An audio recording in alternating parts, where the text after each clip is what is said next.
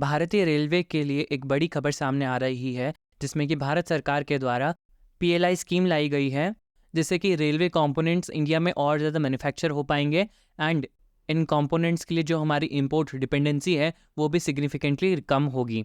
इसके साथ ये आत्मनिर्भर भारत के लिए एक बड़ा कदम तो है ही। क्या है पूरी खबर, उस सभी के ऊपर चर्चा करते हैं। इससे पहले आपका सचेतनता चैनल में स्वागत है। मैं आपका दोस्त अरमान। तो खबर कुछ इस प्रकार से है कि गवर्नमेंट के द्वारा पीएलआई स्कीम्स के अंतर्गत अब ट्रेन कंपोनेंट्स के मैन्युफैक्चरर्स को भी पीएलआई इंसेंटिव्स मिल पाएंगे, जिससे कि डेफिनेटली ट्रेन कंपोनेंट्स के मैन्युफैक्चरिंग इंडिया में और ज़्यादा बूस्ट होगी एंड हमारे ट्रेन्स लगभग फुली मेड इन इंडिया हो सकेंगे।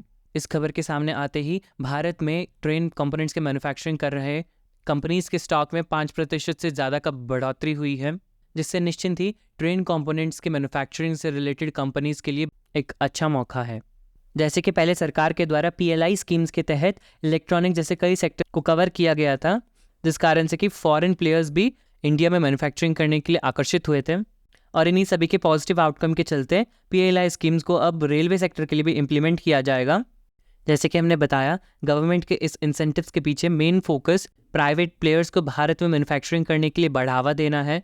इसके साथ इंडिया में हो रहे इंपोर्ट्स, स्पेशली चाइना से जो इंपोर्ट्स हो रहे हैं, उसे भी हम कम करना चाहते हैं, जो कि इन इंसेंटिव्स के थ्रू संभव हो सकता है।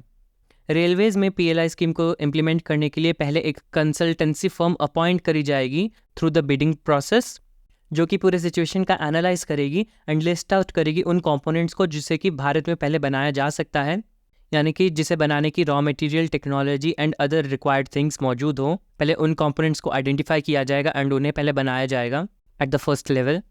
रेलवेज़ में अगर हम पैसेंजर कोचेस की बात करें तो उसमें मैक्सिमम कोचेस एलएचबी कोचेस हैं। अगर हम पुराने कुछ कोचेस को छोड़ दें तो मौजूदा स्थिति में ज़्यादातर जो कोचेस अवेलेबल हैं वो एलएचबी कोचेस हैं, जिसमें लगभग सभी पार्ट्स और कंपोनेंट्स इन भारत में ही बन के भारत में असेंबलिंग होती है। Only 1.5% of the components are imported.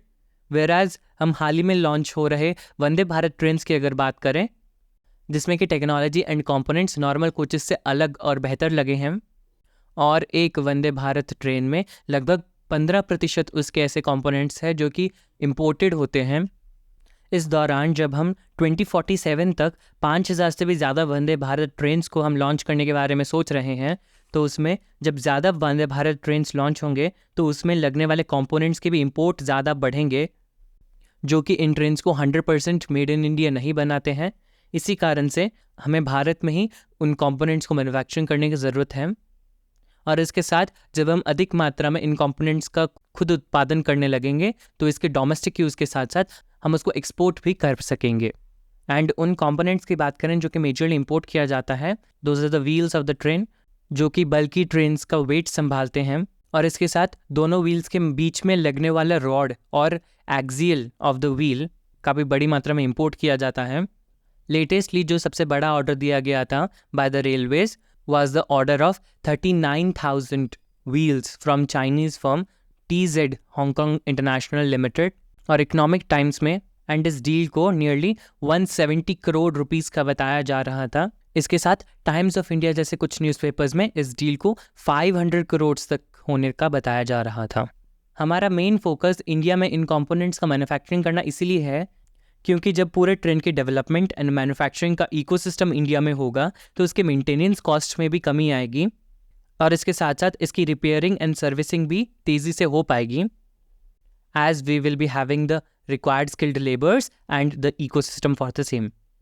Railway sector से जुड़े एक और बड़ी खबर की अगर चर्चा करें तो हाल ही में सरकार के द्वारा 32,000 करोड़ रुपीज़ का 7 मल्टी ट्रैकिंग प्रोजेक्ट लॉन्च किया गया है फॉर द रेलवेज, और इस प्रोजेक्ट के लिए अनुमानित है कि 7 करोड़ मैन डेज जितनी डायरेक्ट एम्प्लॉयमेंट जनरेट हो पाएगी। इस प्रोजेक्ट के अंतर्गत 9 स्टेट्स में 35 डिस्ट्रिक्ट्स के अंदर ये काम किया जाएगा, जिसमें कि उत्तर प्रदेश, बिहार, तेलंगाना, आंध्र प्रदेश, महाराष्ट्र, गुजरात, उड़ीसा, झारखंड एंड वेस्ट बंगाल शामिल हैं। एंड ये रहे वो 7 प्रोजेक्ट्स जो कि इस पैकेज में अनाउंस किया गया है। एंड इस प्रोजेक्ट का main motive multi modal connectivity देना है अंडर पीएम गति शक्ति नेशनल मास्टर प्लान। इस वीडियो के लिए इतना ही। आप इस विषय में क्या सोचते हैं कमेंट सेक्शन में ज़रूर बताइएगा। आपका सचेतनता चैनल में आने के लिए धन्यवाद। See you in the next video.